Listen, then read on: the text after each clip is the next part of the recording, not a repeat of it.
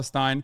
I believe that the people of Palestine deserve emancipation, just like the people of Ukraine deserve emancipation. This is one of the most unjustifiable and unimaginable and ongoing acts of cruelty. And that cruelty, of course, is going to inevitably have some kind of blowback. This is what Israel and the Israeli citizens are currently experiencing. The unimaginable cruelty, a fraction of it being experienced. And of course, the victims, the toll is taken upon the normal citizens. I am not going to be one of those people that says like, oh, they're settlers. They deserve the violence.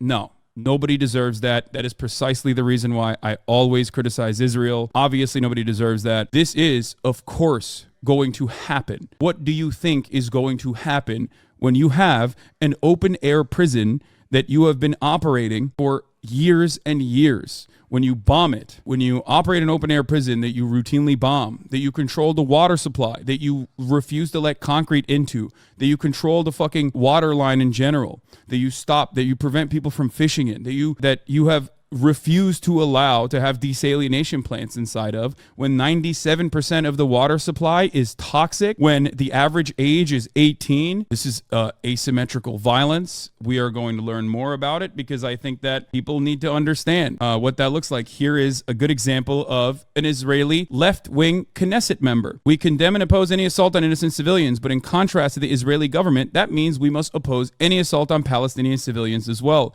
We must analyze those terrible incidents, the attacks in the right context, and that is the ongoing occupation. Kassif said, we have been warning time and time again, everything is going to erupt and everyone is going to pay a price, mainly innocent civilians on both sides. And unfortunately, that is exactly what happened, he said. The Israeli government, which is a fascist government, this is true, supports, encourages, and leads pogroms against the Palestinians. Also true. There is an ethnic cleansing going on. It was obvious the writing was on the wall, written in the blood of the Palestinians, and unfortunately now Israelis as well. If you recall, when Israel was having its own constitutional crisis, one thing that I brought up, as well as many other leftists who are very familiar with Israel, have either lived in Israel or have a lot of experience with Israeli politics, said the exact same thing. They said these kinds of internal struggles are never going to end because these internal struggles are not born out of mere disagreements between different parties. These internal struggles are happening because this is happening inside an apartheid state. It's not that complex if you are aware of the situation, or, I mean, since the inception of the Israeli state, but certainly if you are aware, even at the very least since like the past 20 years, I would say, Benjamin Netanyahu is perhaps one of the worst things that could have happened to a colonial state that only increased in its brutality over the course of Benjamin Netanyahu's tenure. This is something that even Israelis inside of Israel, despite how much anger they feel towards Palestinians, also recognize. Benjamin Netanyahu has built a robust far-right network that he took advantage of and seized power once again. If you want to understand it from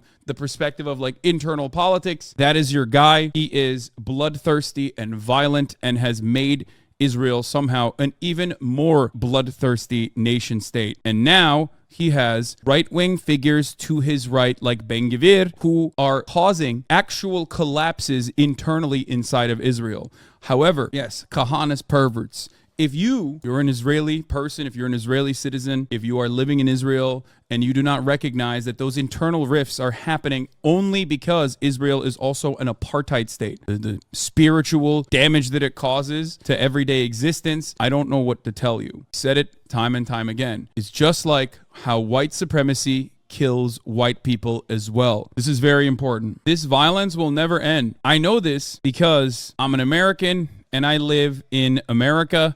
And I see it. Israel, obviously, due to its proximity to the violence itself, due to its closeness to the apartheid that it's currently facilitating, cannot see it. America rests on top of indigenous genocide and slavery, and yet there are racial wounds that have yet to be healed. That is the reason why we are constantly fucking ourselves, okay? Israel in its inception and at this stage is also going through that tumultuous period. So, can you explain why people like Trudeau are supporting Israel? I'm scared. What do you mean? The Western world has always been in support of Israel and will always be in support of Israel. If you want to understand the divide inside of the divide on the planet, yes, the global South for the most part will always, global South or colonized people will oftentimes support Palestine and Palestinian liberation, and developed nation states that have engaged in colonial violence throughout their history and still continue to engage in neo-colonial violence to this day that benefit from the unequal exchange within the global South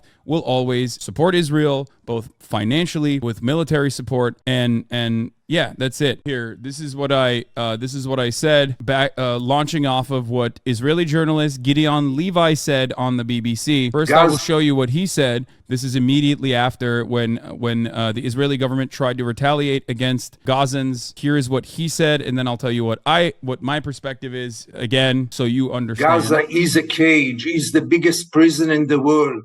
Nobody spoke about lifting the siege. And you know, people who live now 17 years in a cage want to resist. And if they have the possibility, they do it. And I'm surprised that they had the possibility, because the barrier, I know the barrier around Gaza, billions of dollars were spent there to build this unbelievable barrier under the surface and above the surface with all kinds of electronic devices. And finally, you see that the spirit of resistance is many times stronger than anything else, and they broke it and penetrated into Israel, which is now shocked. This is not me saying it. It's an Israeli journalist in the BBC saying it in the immediate aftermath of a massive military operation inside of the borders of Israel that has never happened before, with many civilians dying and a ton of hostages that they took. To which I responded with, and this was still my perspective, there is no perfect retaliation to apartheid. There are only victims everywhere. One party holds all the power to end the violence, however, and it's certainly not the Palestinians living under a colonial apartheid regime that has chained them in an open-air prison it bombs routinely. And there are plenty of people who refuse to see that and say, well, you know, they really blew it. I saw a lot of people saying they really blew it. The Palestinians really blew it. The backlash is going to be so bad. They're going to end up killing a bunch of Palestinians. To them, I say, do you think this calculation is not in the minds of Palestinians? You can push humans only so far until they realize that this is their only method. They will go out on their own terms in this regard. You want to stop the violence, you want to stop the bloodshed, you have to pull back on your end, because this violence and this bloodshed is disproportional. The violence is asymmetrical. No, I do not think that Netanyahu and Mossad knew this was going to happen and let it happen. Do you want to know why? Because currently, first of all, this is a massive fuck up for them. There's already so much internal rift inside of Israel.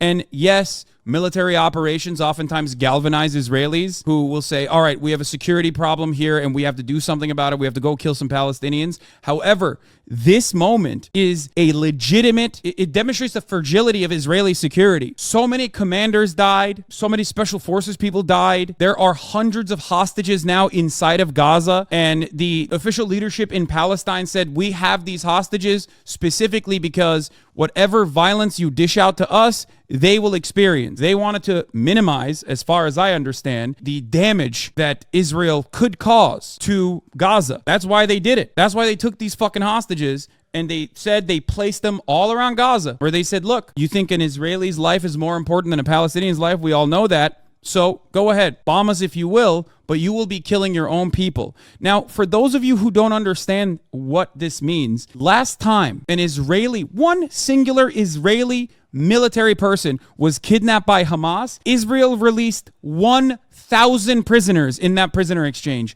1,000. He was one military person, because in their eyes, it's worth it. 1,000 Palestinians is worth the life of one Israeli. So now they have hundreds, and not just Israelis, but even, from what I understand, foreign nationals as well from the festival that they raided on. That is something to consider. There are forces inside of Israel that are now saying things like this. when genocide is permissible. Judging by the numbers of casualties on both sides, it's almost a 1 month-old war. I mean, this is from 2014. This is not the only person. There's another dude in the Knesset who said, we are going to do the Nakba again, and it's going to be much more violent than the former Nakba. It's going to be much worse than that. There are people internally that are baying for blood. There have been closed door meetings inside of Israel. People are calling this sort of good military overview, but I can't say for sure. Okay, hold on. We'll look at the military overview in a second. But there have been closed door meetings where the most far right elements are literally saying,